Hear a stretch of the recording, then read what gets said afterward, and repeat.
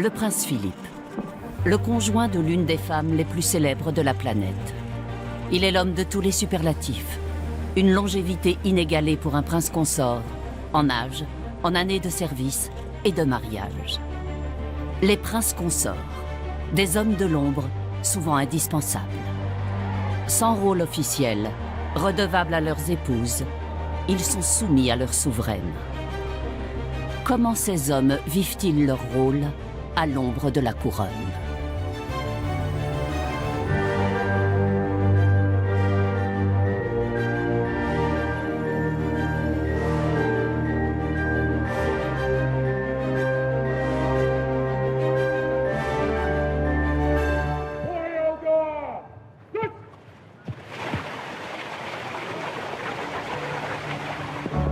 « 2 août 2017. Un vent de tristesse parcourt le royaume d'Angleterre.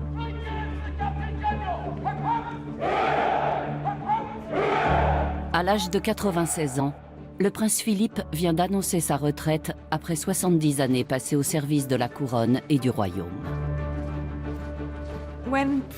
La dernière sortie officielle de Philippe a été mémorable. C'était lors d'une parade des Royal Marines, un corps dont il a été le capitaine général pendant des décennies. Cela a été un moment très poignant, aussi bien pour le peuple britannique que pour la famille royale. Personne n'arrivait à croire qu'il prenait sa retraite. À l'âge de 96 ans, la majorité des Britanniques partent à la retraite autour de 60 ans. C'est durant ce moment très émouvant que les gens ont commencé à saisir l'ampleur de la contribution de Philippe à la vie publique britannique. Le mari de la reine Élisabeth II n'a jamais eu de fonction clairement définie. Constitutionnellement, je n'existe pas, disait-il au sujet de son statut. Philippe a pourtant à son actif 22 000 rendez-vous en solo, 5 500 discours et plus de 600 voyages à l'étranger. Toujours avec la même dignité. À sa dernière sortie officielle, il se présente sous une pluie battante devant le palais de Buckingham. Il a renoncé à l'uniforme. Lui-même a été longtemps soldat de la marine au sein de la Royal Navy. Philippe est né prince de Grèce et de Danemark.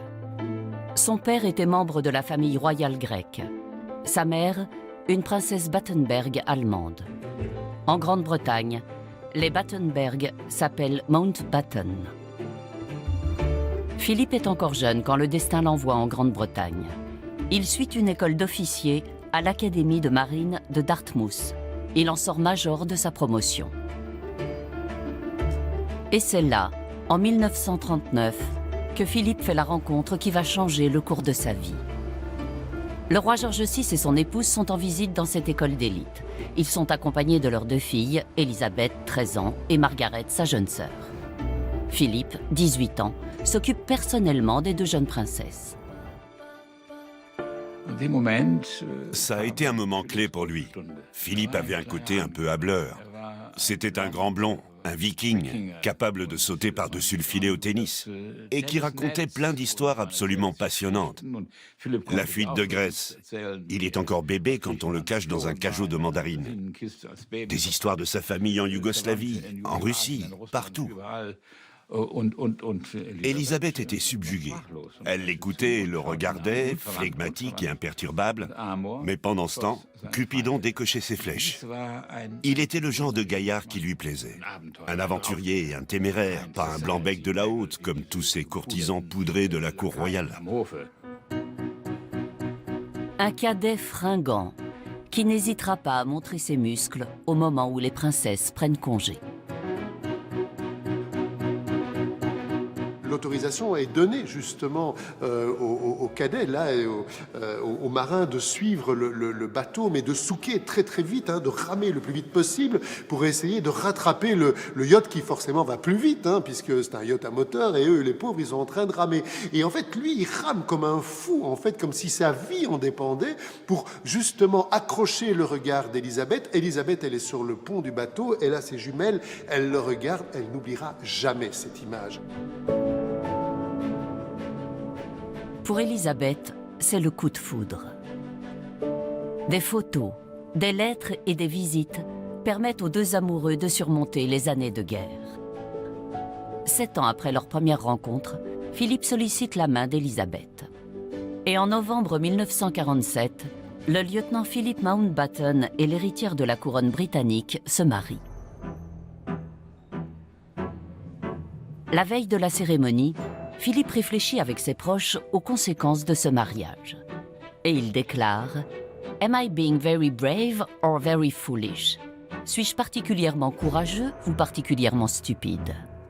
Il porte désormais le titre de duc d'Édimbourg, mais pas celui de prince de Grande-Bretagne. La cour était très dédaigneuse de cet étranger venu de Grèce et dont la famille était en plus d'origine allemande. Un réfugié, sans le sou, anglais par naturalisation, qui devient l'époux de la future reine.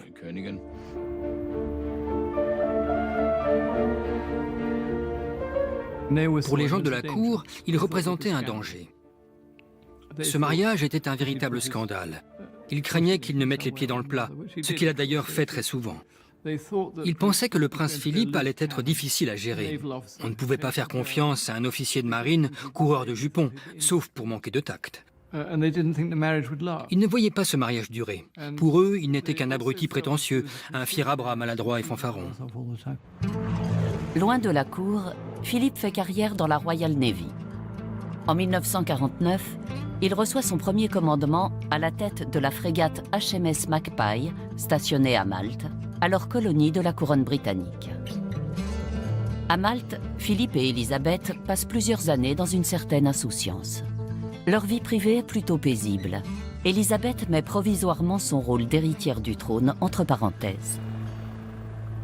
Sur ordre du roi, le couple effectue plusieurs visites officielles à travers le monde. En février 1952, ils sont au Kenya. C'est là-bas qu'ils apprennent la mort du roi George VI, à l'âge de 56 ans. Les témoins de cet épisode ont dit que durant le vol de retour, la reine a été d'un calme olympien. D'une certaine manière, elle s'était préparée à cet instant toute sa vie. Lui était bouleversé, pas tant par la perte de son beau-père, même s'il appréciait George VI, mais par celle de sa vie privée, qui venait de lui être confisquée. Il savait qu'il avait tout perdu.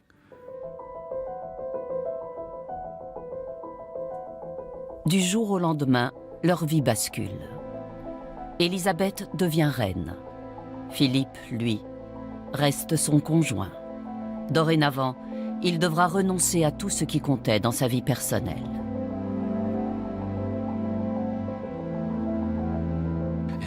Il avait tout pour devenir amiral.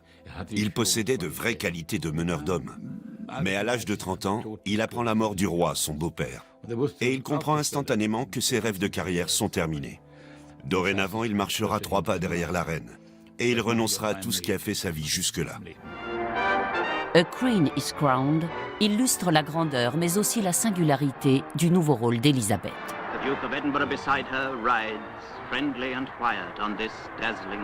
Ce document historique retrace les festivités du couronnement, commenté par le célèbre acteur Laurence Olivier. La cérémonie, retransmise en direct, obéit à une tradition millénaire. Dans le monde entier, 300 millions de téléspectateurs assistent à la prestation du serment d'allégeance de Philippe. Il sera désormais le vassal et le serviteur de sa femme, la reine.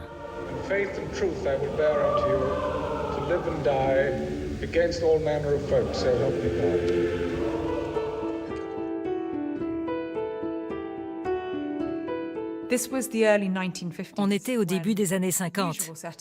Le schéma classique au Royaume-Uni et dans le reste du monde, c'était les femmes au foyer s'occupent de la famille, tandis que les hommes sont à la barre et font bouillir la marmite. C'était un homme au sommet de sa carrière, destiné aux plus hautes sphères de la marine, par ses propres mérites. Dans ce monde de mâles dominants, ça n'a pas été simple pour Philippe de renoncer à cette carrière et de jouer pour le restant de ses jours les seconds rôles auprès de sa femme. Les princes consorts sont rares. Le plus souvent, ce sont les hommes qui portent la couronne. Certains ont épousé des reines pour agrandir leur propre royaume. Mais l'un d'entre eux a tout fait pour aider son épouse à devenir une meilleure souveraine. Le prince Albert de Saxe-Cobourg et Gotha.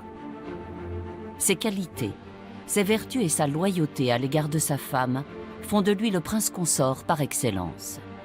Pour le plus grand bonheur de son épouse, la légendaire reine Victoria. La reine Victoria était obstinée, facétieuse, une adolescente sexy. Elle a très vite compris qu'elle pouvait s'amuser autant qu'elle le souhaitait et épouser qui bon lui semblait. La seule fois où elle avait rencontré Albert, elle l'avait trouvé un tantinet barbant et pudibond. Mais la chose extraordinaire, c'est qu'à leur deuxième rencontre, elle est tombée follement amoureuse de lui, physiquement. Elle le trouvait extrêmement séduisant.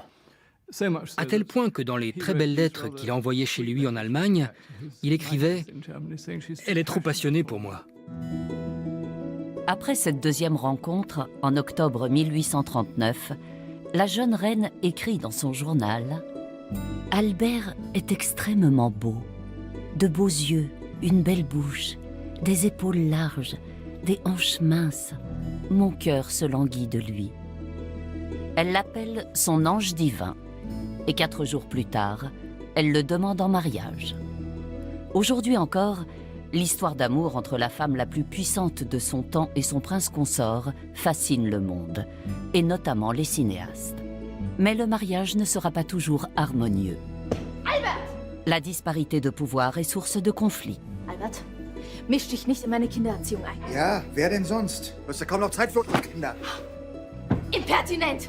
Du wagst es so, mit deiner Königin zu sprechen? Schrei mich nur weiter an. Du glaubst gar nicht, wie sehr ich mich nach der Stille in Coburg sehne.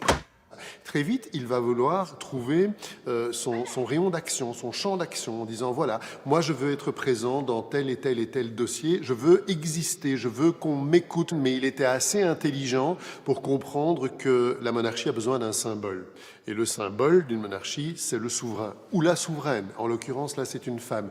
Donc, il n'avait pas à passer avant elle. Ça aurait été une erreur. Ça aurait été une erreur monarchique, mais ça aurait aussi été une erreur politique. Derrière les murs du palais, Albert gagne peu à peu en influence. À cette époque, l'image de la famille royale est désastreuse. Il est urgent de la réformer. Avant l'accession au trône de Victoria, le prestige de la monarchie était au plus bas. Georges IV et Guillaume IV, les fils de Georges III, vivaient de manière très extravagante. La vie de la cour se déroulait dans un parfum de scandale permanent. Ils menaient une existence de débauche, de luxe et d'oisiveté, avec des amourettes toutes plus scandaleuses les unes que les autres. Le peuple ne ressentait plus aucune proximité avec cette monarchie, c'est le moins que l'on puisse dire. Ces gens-là n'étaient bons à rien. Le rayonnement de la monarchie était sur le point de s'éteindre. Il était plus que temps que cette institution vieille de 900 ans retrouve sa place dans le cœur des Britanniques. Et dans ce contexte, Albert a parfaitement joué son rôle. Albert endosse le costume de l'observateur, de celui qui conseille son épouse dans ses décisions. 9 grossesses empêcheront temporairement Victoria d'exercer ses fonctions officielles durant son règne.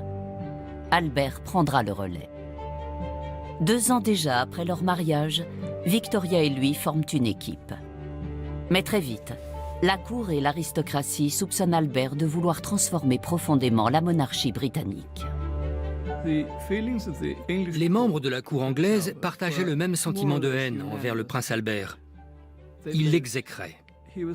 Il avait un côté je sais tout. Dès son arrivée à la cour, ce jeune Allemand de 19-20 ans s'imaginait qu'il en savait plus qu'eux. Sur la bonne gestion du palais de Buckingham, du château de Windsor, des fermes et des domaines. Et le plus agaçant, c'est qu'il était effectivement plus compétent qu'eux. On le surnomme avec condescendance le prince Pumpernickel de la province allemande. Cobourg, dans la région bavaroise de Haute-Franconie. Depuis le XVIe siècle, Cobourg est la ville de résidence des ducs de Saxe-Cobourg, une lignée secondaire et désargentée des Wettin de Saxe. Albert a grandi dans ce drôle de petit duché au milieu de nulle part, comme le surnomme la cour britannique. Il a été élevé sans sa mère, car son père, Ernest Ier de Saxe-Cobourg, était un coureur de jupons invétéré et avait répudié son épouse pour cause d'adultère, alors qu'en fait, c'est lui qui aurait dû être poursuivi pour ses infidélités répétées. Albert et son frère Ernest ont donc grandi sous l'autorité du baron Florschütz. Ça signifie que dès son plus jeune âge, il sera élevé dans la conscience de son prestige, de ses devoirs et de son rôle d'exemple moral. Et il continuera sur cette voie une fois arrivé en Angleterre.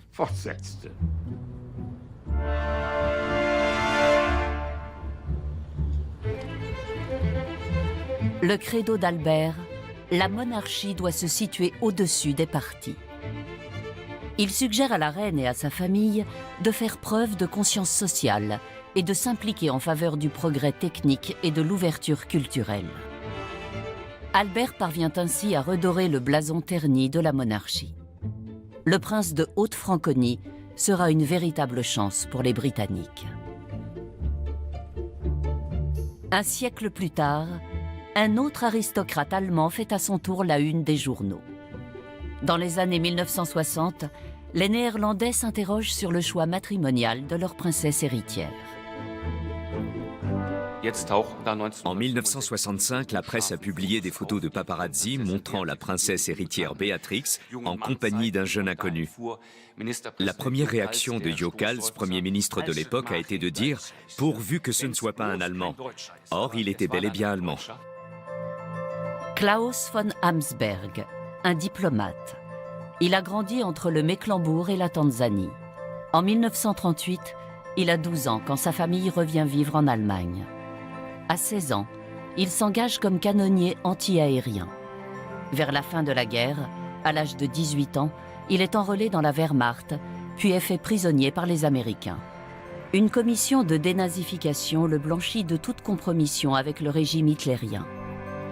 Un rapport d'enquête demandé par le gouvernement néerlandais parvient à la même conclusion. Mais cela ne suffit pas pour apaiser les détracteurs. Les Néerlandais avaient énormément souffert de l'occupation allemande pendant la Seconde Guerre mondiale.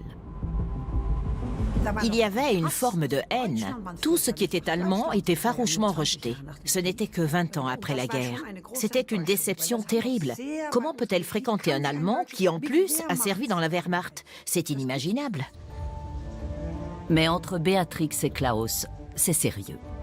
Ik ben mij wel bewust van uw gevoelens en van de moeilijkheden die hier voor velen van u aan verbonden zijn.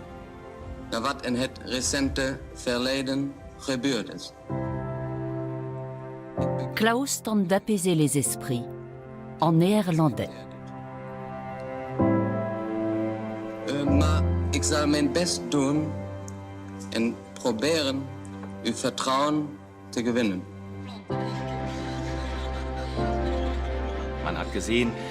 On voyait qu'ils étaient très amoureux l'un de l'autre. Et Béatrix n'a jamais laissé le moindre doute quant au fait qu'elle l'épouserait. Béatrix a toujours été très sûre d'elle, et à la télévision, ça se voyait parfaitement. Et il a bien fallu s'en accommoder, car elle n'aurait pas changé d'avis. Elle a mis tout le monde devant le fait accompli. Son prénom posait également problème. Il s'appelait Klaus. Le gouvernement estimait que c'était un prénom trop allemand et que Prince Klaus, ça n'était pas possible. Et ils ont proposé de le faire appeler Nicolas, qui est plus courant aux Pays-Bas. Mais le couple a dit non, il continuera à s'appeler Klaus. Et à un moment, quelqu'un s'est souvenu que dans la province de Zélande, il y avait un village appelé Klauskinder. Donc Klaus était possible en néerlandais. C'est pour cela qu'il s'appelle Prince Klaus. Sinon, il se serait appelé Nicolas. Pourtant, le 10 mars 1966, alors que le carrosse nuptial parcourt les rues d'Amsterdam, les mariés entendent des cris. « Klaus dégage !» scandent certains badauds. Des émeutiers se sont mêlés à la foule des curieux. Amsterdam est une ville très libre. Il y a un courant anarchiste qui s'est beaucoup développé, des forces de gauche très présentes qui voient en fait ça comme un mariage, on va dire les choses comme elles sont, la princesse épouse un nazi. Donc forcément, il y a des manifestations et on essaye vraiment certaines personnes essayent vraiment de saboter le mariage. Des fumigènes explosent au passage du cortège, dont un à proximité immédiate du carrosse. Des affrontements s'engagent. Quelques fanatiques sectionnent des câbles de télévision pour empêcher la retransmission du mariage. Et ça va être un coup dur pour Klaus, parce qu'il est amoureux, sincèrement, et il est plein de bonne volonté. Et c'est un homme très intelligent, et on l'accuse de choses dont il n'est pas coupable. Mais Béatrix et Klaus défient les sentiments anti-allemands. Et Klaus mettra un point d'honneur à être un bon néerlandais. Un an plus tard, il a voulu participer à la célèbre marche de 4 jours de Nijmegen. C'est une marche de 200 km sur 4 jours. Il faut être bien préparé pour la faire. Klaus a tenu à y participer. Ses conseillers lui ont dit « Pardon, Votre Altesse, mais ça ne va pas être possible car vous risquez de ne pas y arriver.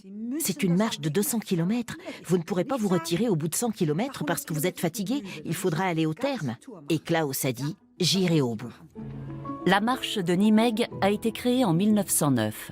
Elle est aujourd'hui la plus grande épreuve de marche à pied du monde.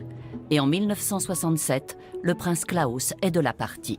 We zijn even in de gelegenheid om ook met wandelaar nummer 203 een praatje te maken over zijn belevenissen. Hoogheid, hoe is het u bevallen? Uitstekend.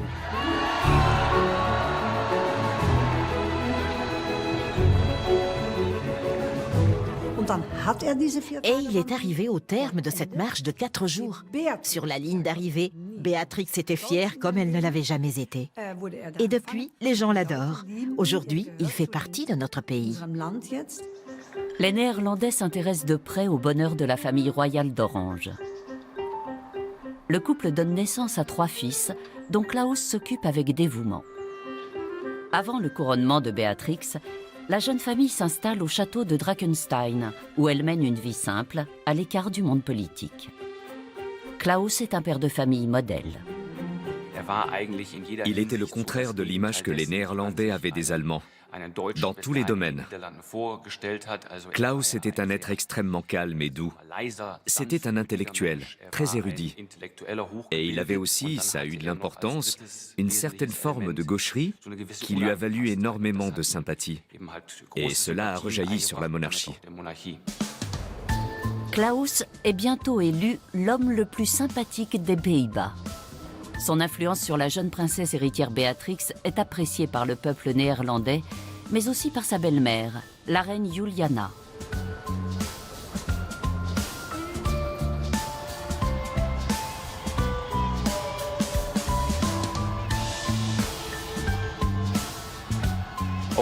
Politiquement, ils avaient les mêmes points de vue. On a tendance à considérer que les familles royales sont conservatrices, voire réactionnaires. Mais Béatrix et Klaus étaient plutôt des progressistes de gauche. Klaus peut-être encore plus que Béatrix. Certains le surnommaient le prince rouge, et c'était partiellement justifié.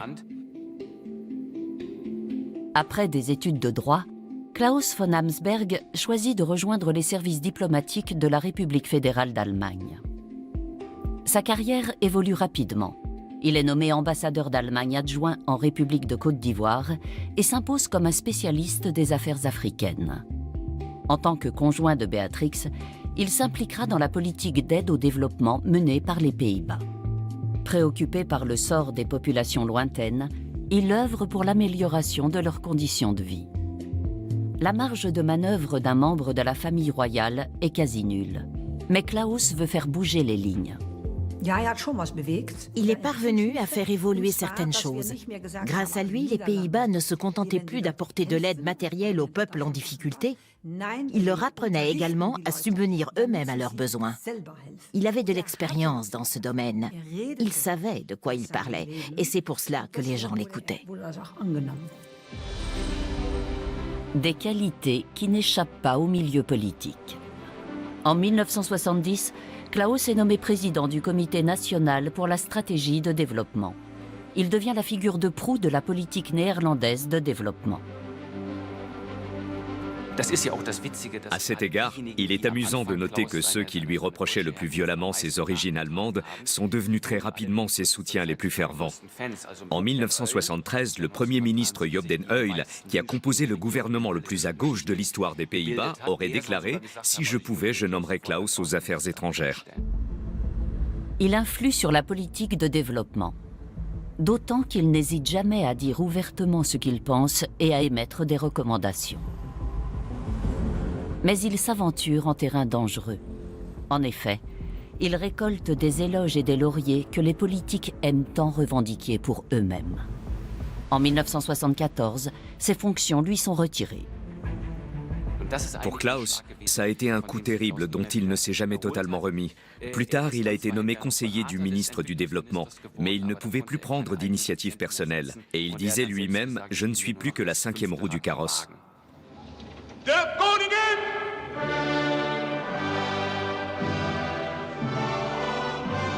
En 1980, Beatrix succède à sa mère sur le trône des Pays-Bas.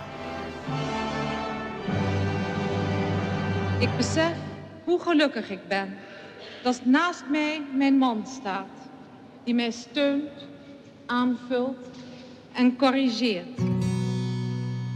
Zijn talenten zal hij blijven geven aan zijn vrienden. Soutenir, compléter, corriger. Klaus, le conjoint de la reine, œuvre à présent dans l'ombre de sa femme. Et ses conseils s'avèrent précieux. Dans les années 1980, de nombreux Néerlandais ont une mauvaise opinion de la monarchie. Béatrix est une femme énergique. Elle voulait réformer la monarchie de fond en comble, la professionnaliser et lui donner une véritable influence politique. Et c'est ce qu'elle a fait. Elle est allée au bout de tout ce que la Constitution lui permettait de faire. Klaus a toujours été son principal conseiller, celui avec qui elle pouvait discuter de tout. Il était parfaitement loyal.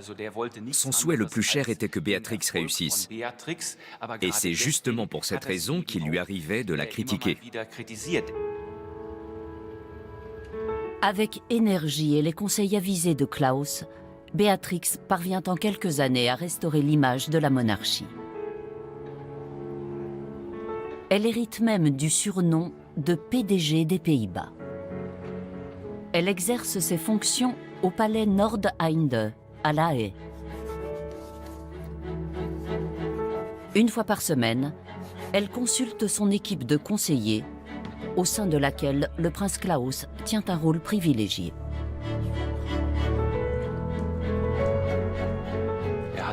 C'est également lui qui tempérait la reine Béatrix quand elle allait un peu trop loin. Son ami Huub Oosterhuis a témoigné d'une conversation où Béatrix était montée sur ses grands chevaux, comme il lui arrivait de le faire. Elle avait une personnalité très dominante. Et 2 petits mots de la part de Klaus avaient suffi à la modérer et à la faire baisser d'un ton. Il lui avait simplement dit « Chérie, chérie », et ça avait suffi. La diplomatie est un métier, la représentation également. Le conjoint de la reine est régulièrement convié à des cérémonies officielles. Pour Klaus, c'est à chaque fois une épreuve.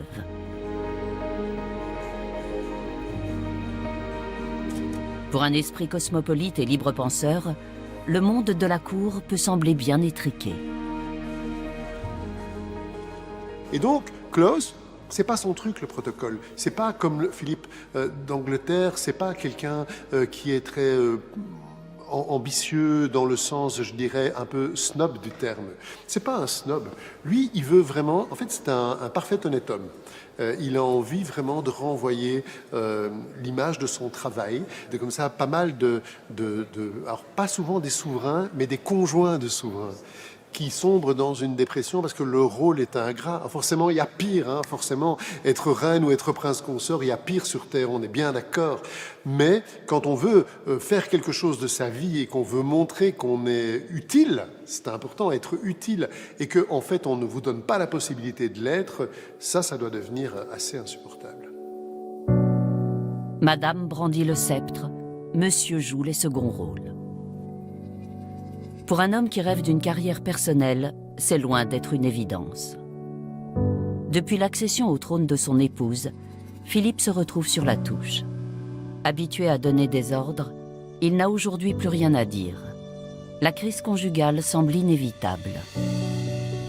Elle culmine avec une dispute sur le nom de famille des enfants, car ceux-ci ne pourront pas s'appeler Mountbatten. Ainsi en a décidé la maison royale. En Grande-Bretagne, c'est la dynastie des Windsor qui règne.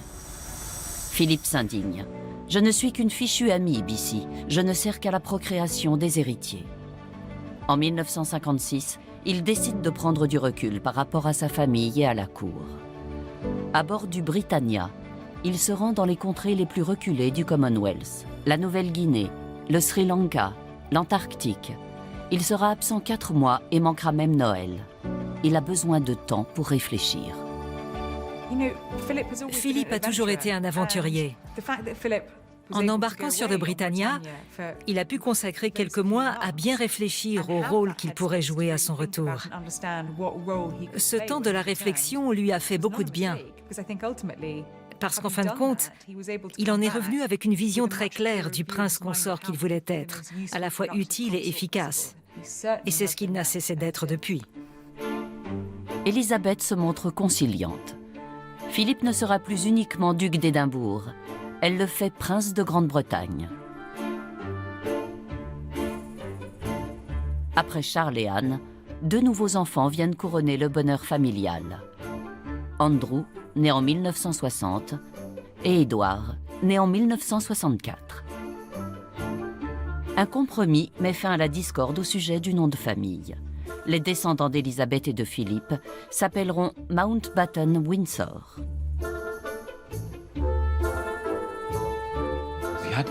En privé, elle lui accordait même volontiers une forme de préséance. Il pouvait par exemple se permettre, à portée de voix du personnel, de taper du poing sur la table et de dire « Qui est-ce qui commande ici ? C'est moi !» Et elle le laissait faire. En voiture, c'était un conducteur plutôt téméraire. Quand il roulait trop sportivement à son goût à elle et qu'elle laissait échapper un soupir effrayé, il n'hésitait pas à la reprendre et à lui dire « Si tu continues de t'énerver, je m'arrête à la première occasion pour te débarquer et tu rentreras à la maison par tes propres moyens. » Ce dialogue a été rapporté par un tiers qui se trouvait dans la voiture. Cela démontre que la reine était une femme patiente, qui savait donner à son mari l'occasion d'exprimer son tempérament. La reine confie à son mari l'éducation des enfants ainsi que l'administration de ses propriétés privées et de ses terres. Mais malgré cela, Philippe n'a pas de rôle officiel.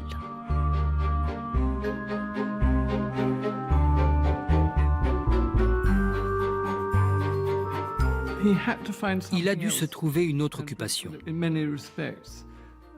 Le prince Philippe a toujours fait preuve de compassion et d'empathie, en particulier envers les enfants et les adolescents seuls et malheureux, comme il l'avait été lui-même.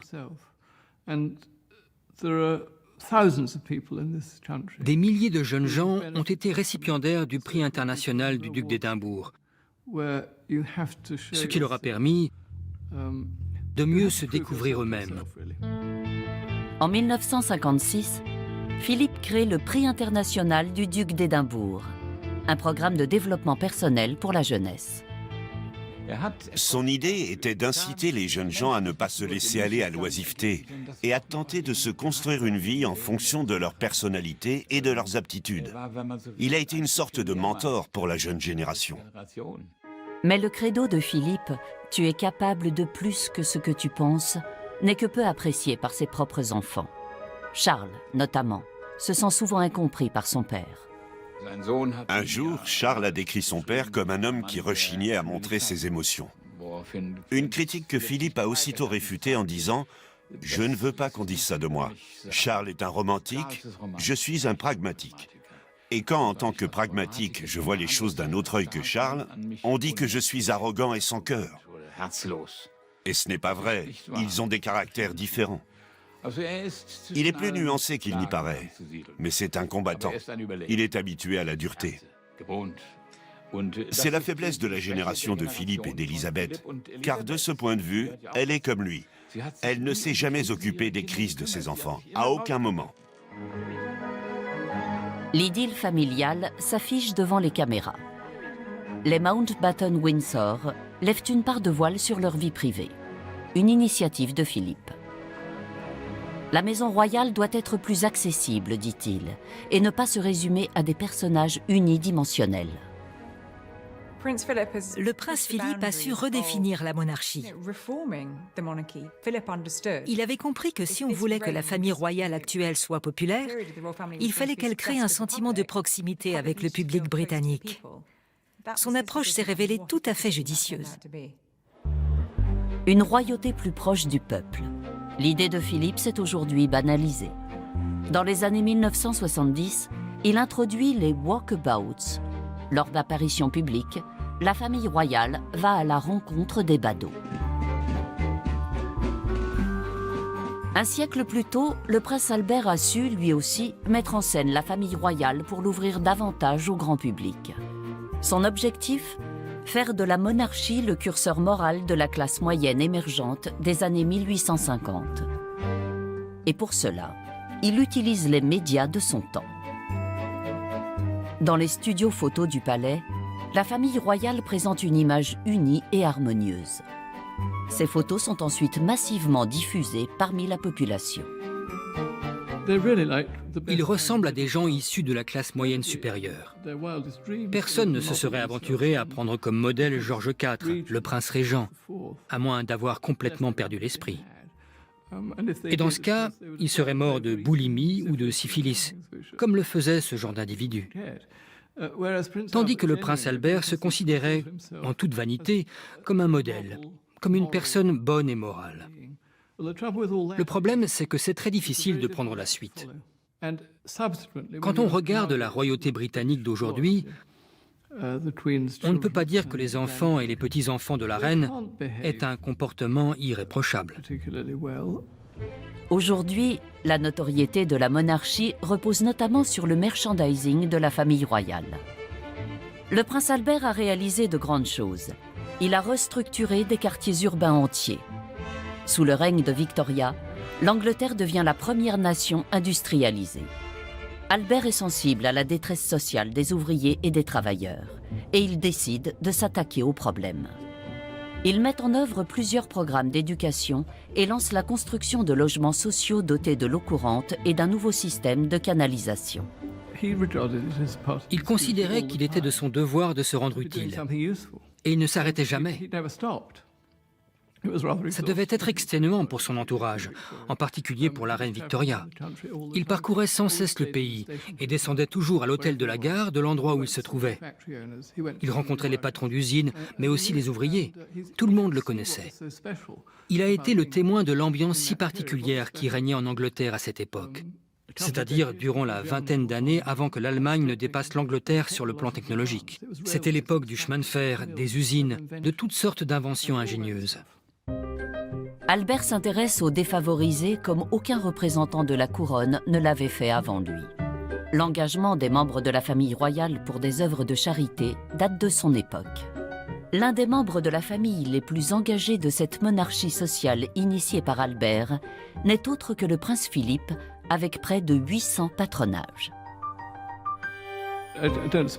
Aucun membre de la famille royale britannique ne pense vraiment suivre les traces du prince Albert. Mais son ombre, son fantôme, plane un peu au-dessus d'eux.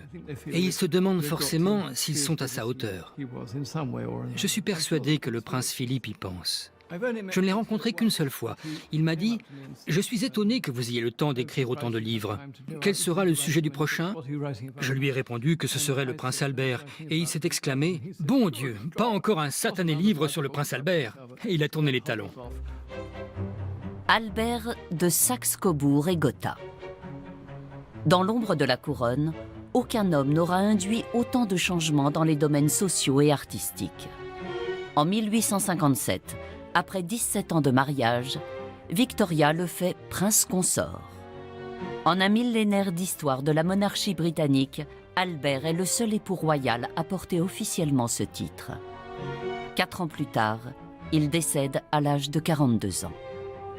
Il n'aura été que peu honoré de son vivant.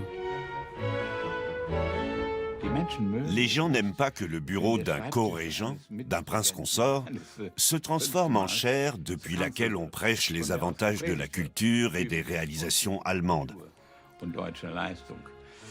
C'était peut-être la faiblesse d'Albert, mais il a su redonner au pays une monarchie stable. Et cela a marqué un moment fort dans les relations entre l'Allemagne et le Royaume-Uni. Quand on observe l'histoire de ces deux pays, on peut dire qu'au milieu du XIXe siècle, un Allemand a réalisé de grandes choses dans l'histoire britannique.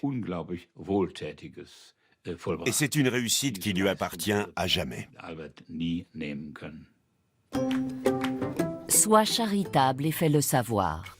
La devise du prince Albert est une injonction essentielle pour la survie des monarchies. Pour un intellectuel comme Klaus von Amsberg, cette mission s'accompagne régulièrement d'une bonne dose d'autodérision. Lors de l'inauguration d'un nouvel établissement bancaire, il déclare « Je suis ici pour faire mon métier » et celui-ci consiste à couper des rubans lors de cérémonies d'inauguration. Sa fonction était un corset qui l'empêchait de valoriser ses compétences, comme il aurait pu le faire s'il avait fait carrière dans la diplomatie. Il devait sans cesse parler aux uns et aux autres et s'efforcer de recueillir leur approbation. Et il supportait très difficilement ce carcan de restrictions et d'interdits. Ça l'a déprimé, jusqu'à le rendre dépressif. Il était capable de beaucoup de choses et il voulait faire de grandes choses. Mais à chaque fois, on lui disait « Désolé, Votre Altesse, vous n'avez pas le droit de faire ça. »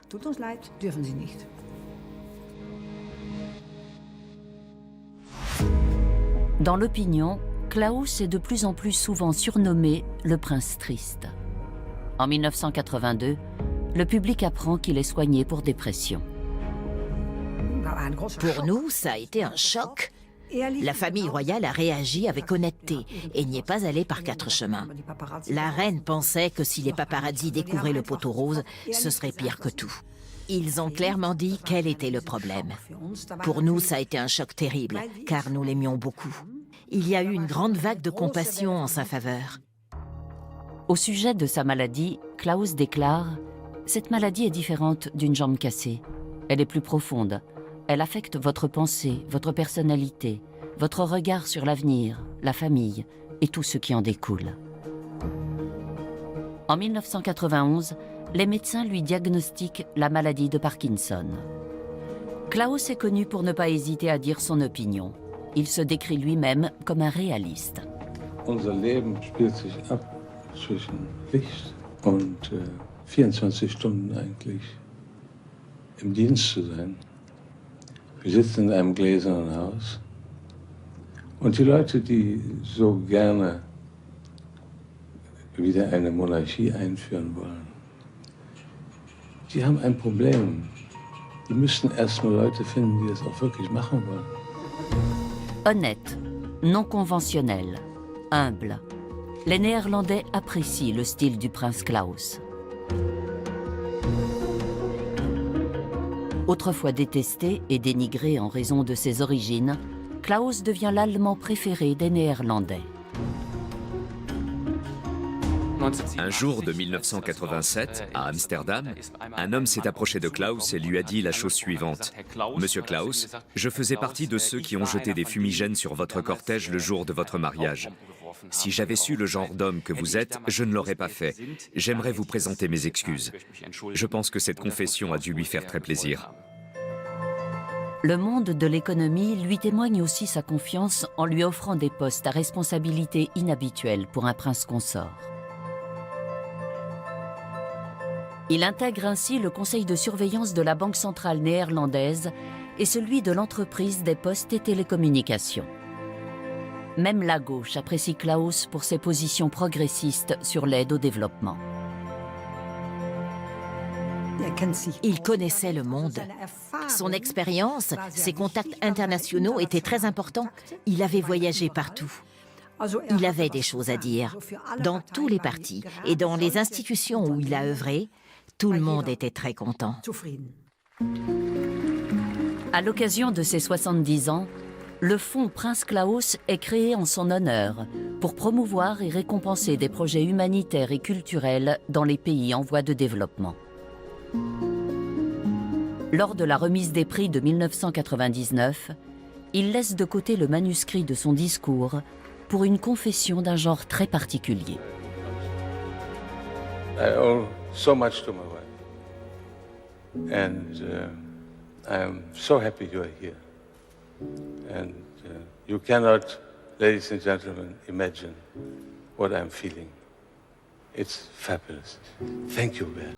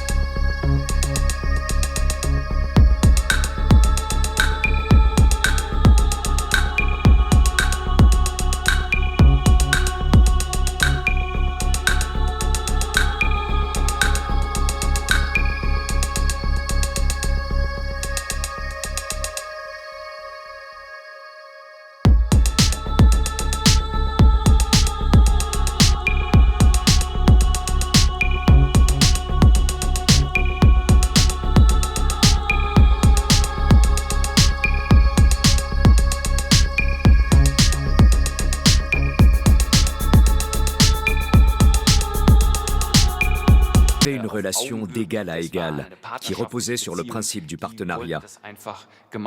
De par sa naissance, Béatrix était destinée à monter sur le trône, mais ils ont abordé cette fonction à deux, et ils l'ont assumée ensemble.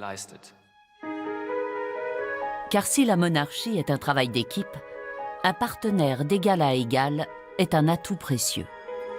Le succès des règnes d'Élisabeth et de Béatrix repose sur des mariages heureux et épanouis.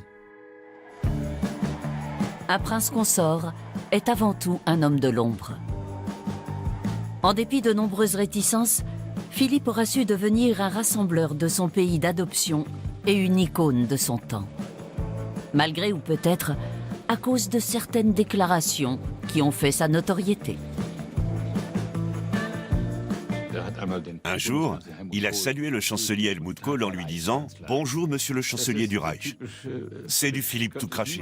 Personne d'autre n'aurait pu se permettre un tel affront. Le sarcasme du prince Philippe s'inscrit dans une tradition de théâtre typiquement britannique, connue depuis Shakespeare. C'est le célèbre comic relief, la pause comique. Dans une tragédie, le public a besoin d'une respiration grâce à un élément de divertissement. Dans le cadre du protocole de la cour et par rapport à Élisabeth, qui est souvent un peu rigide, Philippe a toujours été le comic relief, le bouffon de la reine. À l'occasion de ses noces d'or, la reine Élisabeth s'exprime publiquement sur son mariage avec Philippe. All too often, I fear Prince Philip has had to listen to me speaking. Frequently, we have discussed my intended speech beforehand. And as you will imagine, his views have been expressed in a forthright manner. He is someone who doesn't take easily to compliments, but he has quite simply been my strength and stay all these years. And I and his whole family, and this and many other countries, owe him a debt greater than he would ever claim, or we shall ever know.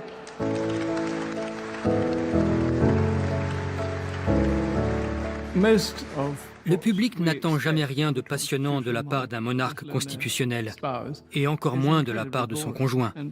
C'est en cela que le prince Philippe a été un merveilleux contrepoids. Souvenez-vous du petit commentaire qu'il a fait à la reine après le couronnement qui avait émerveillé le monde entier. Elle sort de l'abbaye de Westminster, sa couronne sur la tête, et la première chose que Philippe lui dit, c'est « Où avez-vous trouvé ce chapeau ?» Voilà le genre de sortie typique de Philippe, et c'est délicieusement rafraîchissant. Quoi qu'il en soit, nous n'aurions pas pu soutenir la monarchie et la petite Lilibet à elle toute seule, aussi merveilleuse soit-elle. Le règne d'Élisabeth a été entaché de nombreux scandales, des affaires d'État, des relations amoureuses et des crises gouvernementales et familiales.